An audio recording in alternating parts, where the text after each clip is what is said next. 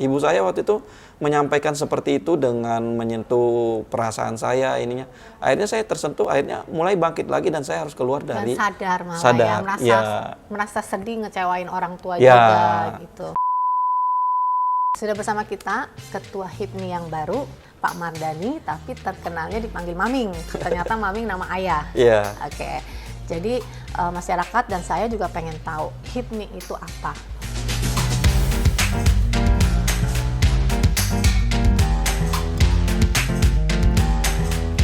HIPMI itu sebenarnya organisasi pengkaderan ya yang diciptakan oleh Ayanda Pak Latif. Ada 9, kalau tidak salah pendirinya itu termasuk Ayanda Pak Ponco Sutowo.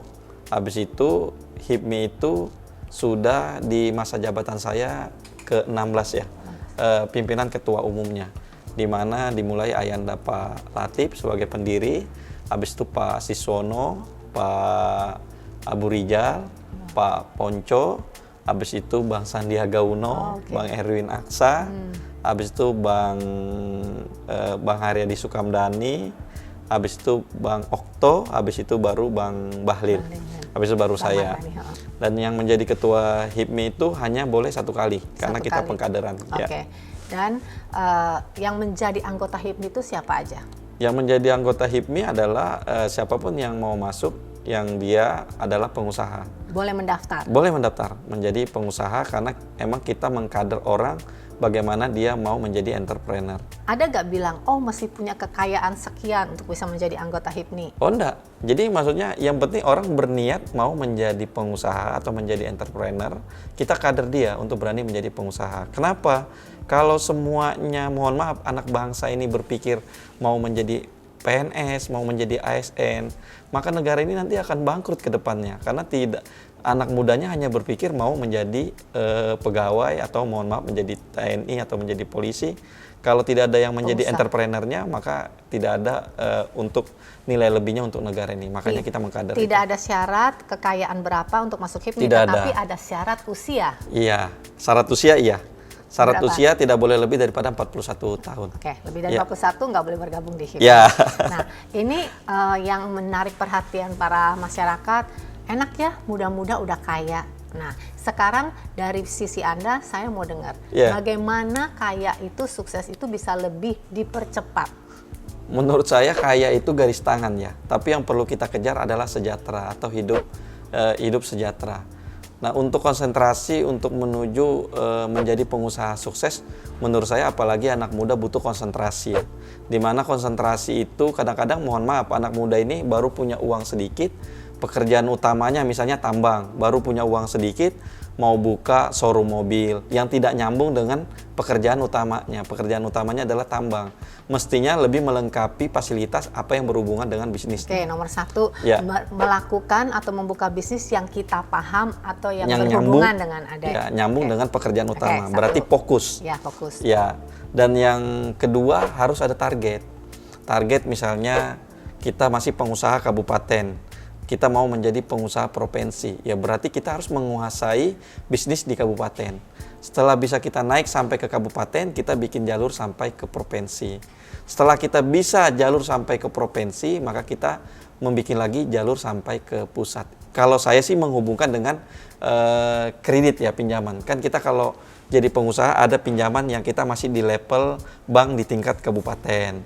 Habis itu naik lagi ada pinjaman yang kita level sudah bisa di tingkat provinsi. Habis itu setelah tingkat provinsi ada level di tingkat regional. Regional itu misalnya Kalimantan. Setelah Kalimantan kita bisa langsung melakukan pinjaman ke tingkat nasional. Berarti lebih, yang nomor 2 Bapak bilang lebih mau sabar step by step orang itu mau sukses, jangan mau loncat langsung ke tinggi. Harus by design. Jangan langsung tahu-taunya loncat, itu nanti tidak bagus hasilnya. Ya. Oke, tadi Anda berbicara fokus. Ketika Anda tidak fokus, Anda pernah bercerita Anda kena narkoba. Ya. Kenapa orang-orang itu bisa kena narkoba?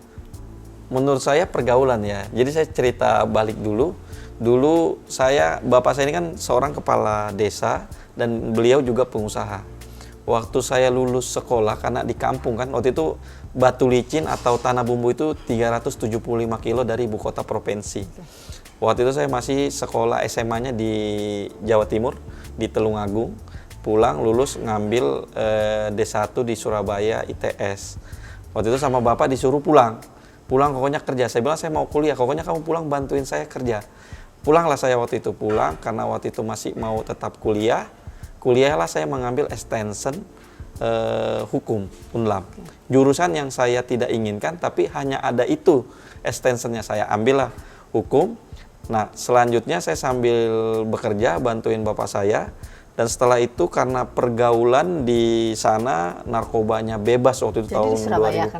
kena narkobanya? Di Kalimantan juga? Malah kenanya di Kalimantan. Karena pergaulan bebas waktu itu tahun 2001 kalau tidak salah. 2002 saya dikasih tahu sama ibu saya, kamu itu harapan buat keluarga. Kalau kamu narkoba, nanti siapa yang meneruskan keluarga ini, bisnis keluarga ini. Nah dari situlah saya terhenyap dan sadar bahwa saya harus bangkit lagi dari ini. Nah dari situlah juga bisnis keluarga saya bangkrut karena saya narkoba.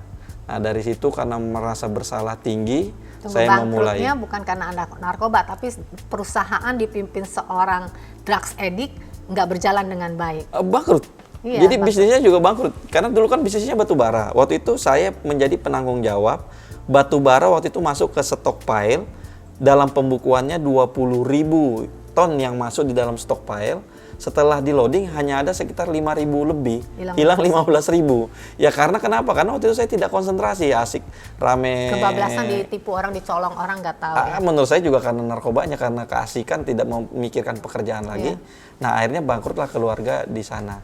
Nah dari situ saya memulai bisnis awal lagi, mulai dari bongkar pupuk, habis itu bawa pupuk ke sawit-sawit, sampai akhirnya saya bisa bekerja menambang lagi. Oh, tadi pas bangkrut nggak tambang ya. Jadi nomor 3, Anda itu bilang jangan salah jalan dan memilih lingkungan yang benar. Karena lingkungan bagaimanapun memang banyak orang bilang mempengaruhi siapa kita. Iya, menurut saya orang narkoba orang yang tersesat di dalam kehidupannya ya.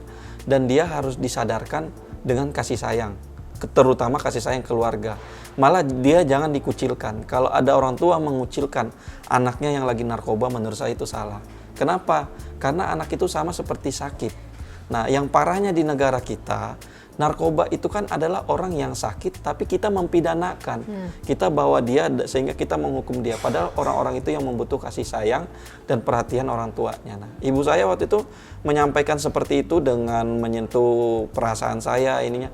Akhirnya saya tersentuh, akhirnya mulai bangkit lagi dan saya harus keluar dari sadar malah merasa sedih ngecewain orang tua juga gitu. Ininya. Nah, dari situ saya mulai berkembang, bisnis mulai dari kecil sampai akhirnya bisa besar seperti sekarang. Oke, jadi tips untuk sukses nomor 1 tadi harus bilang fokus. Yang kedua target. Yang ketiga jangan salah pergaulan, pilih lingkungan yang benar. Miskin tidak pilih bulu, begitu pula dengan sukses. Siapapun bisa sukses asal orang-orang itu mempunyai kualitas kriteria orang-orang sukses.